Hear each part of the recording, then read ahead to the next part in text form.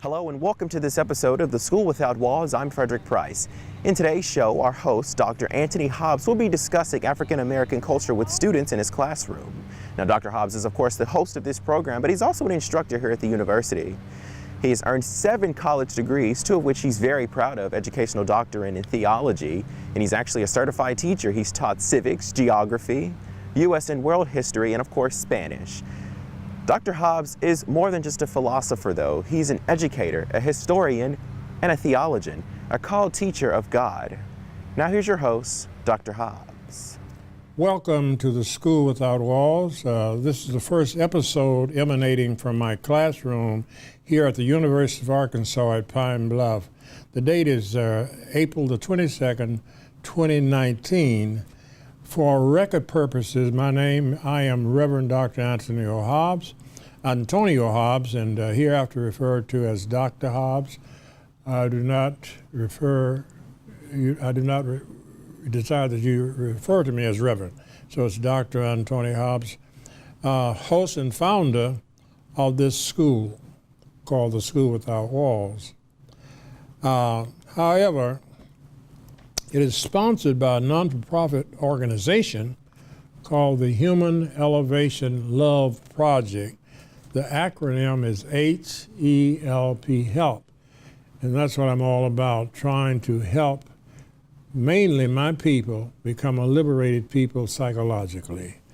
This organization, the HELP Inc., is designed to elevate humanity, with special emphasis on helping African Americans to free themselves from psychological slavery by teaching the young African Americans who they are and who they are not.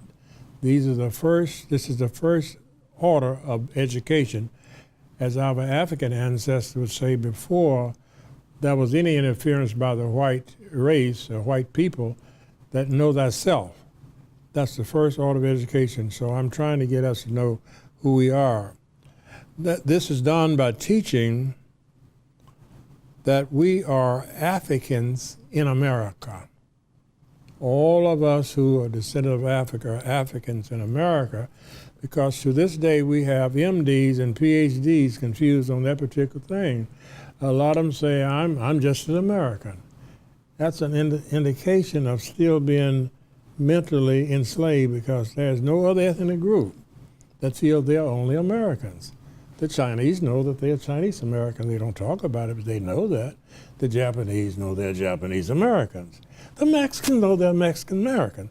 Only the descendants of slaves that have not been re-educated think they are only Americans. There's no such group. Even the ones called the indigenous people that with the Columbus misled us by saying the Indians, they are not natives of this country. They came here from Africa. Everybody on the planet came out of Africa to wherever they are. So we want to make that very clear. And we want to put emphasis on ancient African history, which includes the Africans' way of worshiping their creator. That's one of the greatest crippling factors that we've encountered in the slave experience, is the enemy taking away the original way to worship the Creator and supplanting it with their way of worshiping the Creator through what I call the trickology of Christology. And I am an ordained African Methodist minister who is considered as a Christian, but I was born into it. I didn't have any choice. That's all I knew. But I advocate to you, as you learn better, do better. Sometimes it's hard to go against the grain. But if all of us were not going against the grain, we would all still be enslaved to this very day. Until this happened, we will continue to behave as black Europeans. We are not black Europeans. What do I mean by that? As long as we are striving to be wealthy enough to take a vacation to France, to England, we are still crippled here. we want you to start exploring where you came from, Africa, because there's so many opportunities for us in Africa if we ever get there and learn about it. The Europeans are going there and taking advantage of things that we are qualified to do, but many of us still think Tarzan is in charge of Africa. You know, that was a movie once. Some of you might remember Tarzan and Jane. Fellow fell out of an airplane and grew up in the jungle, and in a few years became king of the jungle. Of course, that's not true, but that was a way of putting the Africans down. Africans running around half naked, acting crazy. You know, that has to change. That image must change. Okay. So the purpose of the program then is to augment the education of the African American public educational curriculum, which does not emphasize the study of ancient African history. Note, they have tricked the unlearned into the teaching of African American history. I'm going to take a time and explain that. You see, I can remember when the only persons in our public school system who were Booker T. Washington and George Washington Carver. They were giants of people among people. It was the only one. And after the civil rights struggle, my generation demanded that the public school system would address the African experience in place of us at that time having the knowledge and maybe having the power to determine our curriculum. The Europeans determined how we would learn about ourselves. So what they did was they started on this side of slavery. And many of us was happy, very happy for it, because we didn't know any better. We got to go back, as they go back, when they study that history, they don't start with USA, they go to Europe, where they originated, and they come forward. We got to do the same thing, but we got to go back before there was a white involvement in Africa. I'd like to make a note of this. According to scientists, the first people that the Creator made were black, okay? And they were in Africa. And by the way, it was in West Africa, and that part of Africa is in West Africa. And the scientists, this means white scientists, they can trace the Homo sapien, and that's what we are, back to 200,000 years. And they can only trace the group that are called white back to 8,500 years. So once we understand that, we'll understand why the Europeans who left Northern Asia that went abroad to discover never found a white person. Everywhere they went, they found folk of color. It makes sense now, doesn't it? See, because the people of color had a 192,000 years head start. So I want you to start thinking, why is it that this happened? Why is it? If we don't do that, we will never get an answer. And so we will do more about that on another session. But I wanted to mention that. So when the white people came into existence, we can't go into that today, but we'll go into it later. They came from black. See, if everybody here was, if the Homo sapiens were here 200-some thousand years, that was done a few years back, maybe 10 or 12 years back, just that it goes back, then where did they come from? Well, they were black too. But something took place that we will go on into the next episode. We're going to talk about how that group of people lost their melanin and lost their pigmentation, and many of them lost their minds. The reason I say that because they did so many destructive things. It's just in the history book. I'm not making fun of anybody. There's no group of people on earth that killed their way to achieve. All you got to do is check the record. Wherever they went, they came in and slaughtered the people and set up civilization in a fake church. That happened. Oh, by the way, our theme is you shall know the truth and the truth will set you free. And that's found in St. John, the 8th chapter and the 32nd verse. So we're dealing with truth. And that same Bible teaches us that the truth cuts sharper than a two-edged sword. So we got to be able to deal with truth, black or white. And it's not putting anybody down, but it's going directly to the truth. We've got to understand the truth. And hopefully by and by, we'll be able to work together in harmony rather than having to struggle because of race, which was created by white people. 192,000 years passed, and there was never one group of people dealt with by a race. They were all the human race. Race was brought into the world by Europeans. Therefore, do not allow them to trick you when they say all of us are racist. I've seen many PhDs and MDs going, that's right, we all are racist, because they are unlearned in what we're talking about. You are not a racist because you defend somebody who misused you and talk about that group. So that group enslaved us. That's not being a racist. And they are continually trying to do, that's not being a racist, that's dealing with the truth. But if you don't know somebody to tell you that's racist, you're playing the race card. I was, by the way, I want to share this with you all, general public. There's a radio station I like to watch here in the state, and they talk about a lot of good stuff. So, and you can call in. So one day, when this first black mayor was, the first black mayor that was elected in Little Rock was just a few months back. When he was elected, not when he was elected, when he was campaigning, there was some black people came from out of state to help him, and they met at Philander Smith College and made this statement, said all people of African American origin should support him. And this man accused that person of playing the race card. And so I called in on that one. I said, now, you said he plays the race card. I said, what is your definition of playing the race card? He didn't have an answer because nobody had asked him that before.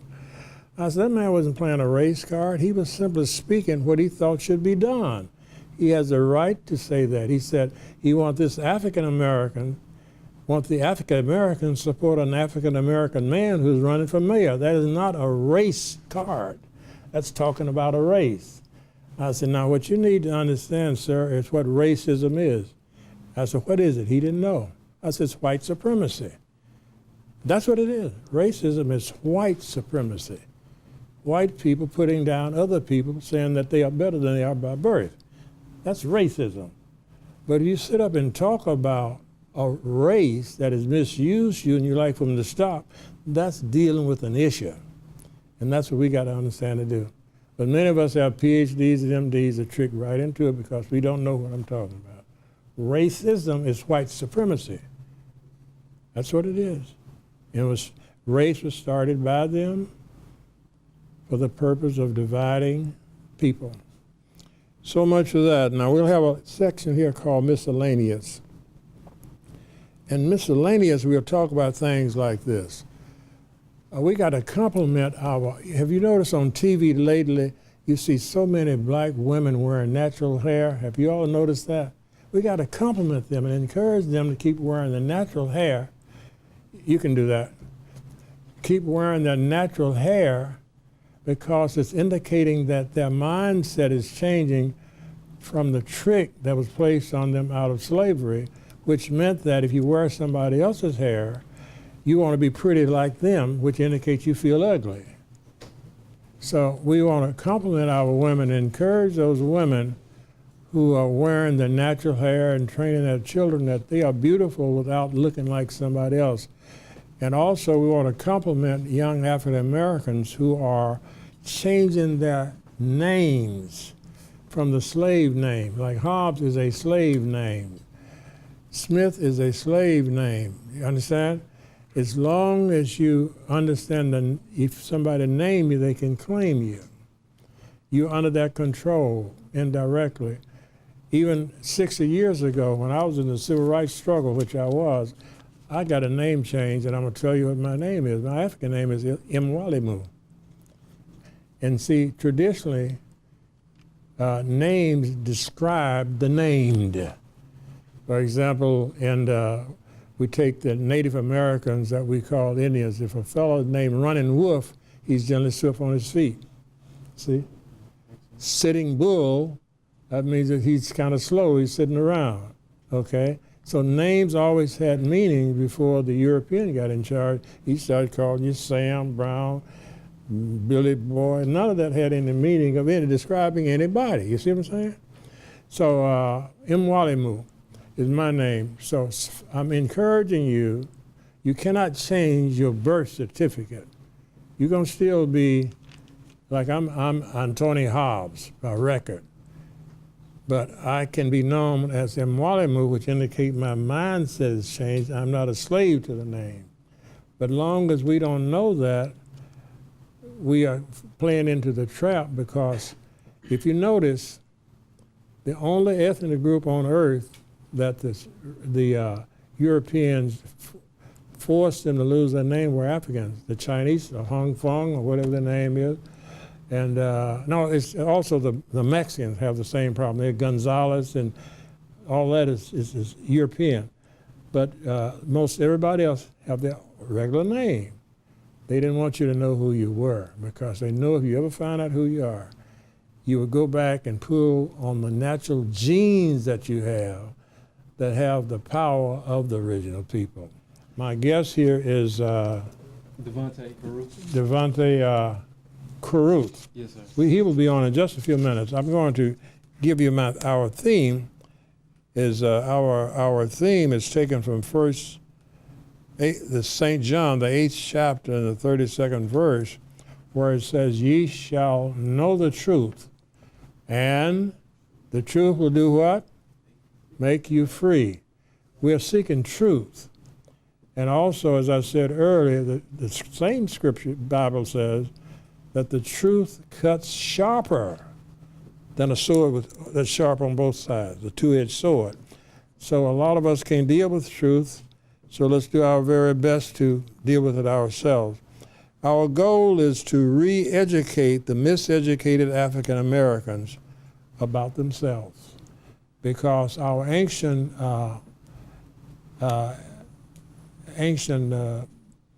fathers and mothers who were in charge of this universe for 192,000 years taught us that we to know thyself. Know thyself. That's the first order of business. And then Shakespeare, you know, the European scholar Shakespeare said, "To thine own self be true, and that should follow as the night follows the day, therefore you find yourself false to no man." He took that from Africa. Mr. Caruth, you had some questions. What do you like to ask? Okay, so the first question that I have for you is, what is the first African American civilization in West Africa? All right, now that is I would think the first African civilization in West Africa would be it was a community of Africans called the Kemites, Kemet, K-I-M-I-T, Kemet, and that was before that was in Egypt. See, we want to be clear on that. See, Egypt, the story of Egypt, we're all familiar with Egypt. Egypt is a Greek name given to the African community once the Greeks, who were Europeans, who had been taught by the early Africans to be civilized. Yes, we need to be aware of that. If you studied world history, you know that one of the great scholars was Socrates, right? Yes, Aristotle and Plato. Socrates was the first. When they started writing history, it looked like Socrates just came up with knowledge. He'd never tell you where he got educated, because they didn't want you to know he got educated in Africa. See, that's where he went to school and studied. He went in Africa, and he came back across the sea and started training the people in southern Europe along the Mediterranean Sea, which later became Greece, and then later on became Rome. So that's where they got their basic knowledge from. And most of the idea of God and all those things it came from them, but they changed the name because they started off claiming that it came from them. But once you start checking, like they had, what is one of the gods that they worship? The one so strong in the European, Atlas? Hercules. Hercules was a European conception of what was already in Africa. You see what I'm saying? Yes, sir. So that's your answer. We can go on to Google and study about the Kemites. And later on, the Kemites were in that area. They were also in the Sudan. Before that was in Egypt, and they did much of the foundation of what the Egyptians, which some of the same people, they moved up to Egypt, and they did fine until the Europeans came on, and some of the Asiatic people started war and started weakening them through battle because the Africans were not used to battle. They had 100,000 years where they weren't fighting because they had a peaceful society. But the Europeans, after they became what they became, well, make a long story short, the Ice Age, according to science, the black people got caught over in northern Asia in the Ice Age, and that's when they had to make a transition to survive and lose pigmentation and so forth. And when they came out of that about 1,000 or so years of stress, they were some mean as a junkyard dog, because they had to struggle in order to survive, whereas the Africans had everything needed. And I do believe this, Reverend, that everything was a paradise for the early people. Everything was a paradise because all the food they wanted was there, and they were vegetarian. They didn't go around killing animals in order to eat. They ate fruits, and they ate vegetation. They ate herbs, and every plant with the leaf on is an herb, and they have healing qualities. And that was one reason they lived so long. See, they lived way 200 and 300, 400 and 500. Methuselah lived 900 some years, right? That's because of their diet. You're not supposed to live long if you're a great carnivorous person, a meat eater. It will kill you. It will make you strong physically, but it shorten your lifespan. Therefore, according to the scripture, God gave mankind the permission to eat meat, which means he had to kill something in order to eat. He shortened his life to 130 years. We're supposed to live 130 years if we live in the right environment. But most of us don't know this, so we drank too much whiskey. Do you know a lot of us drink whiskey? Smoke cigarettes? Smoke that other stuff? Yes, sir. Eat pork, that's that main, and they'll be dead by the time they're 60. We just watch it. We got to watch that too. Another question.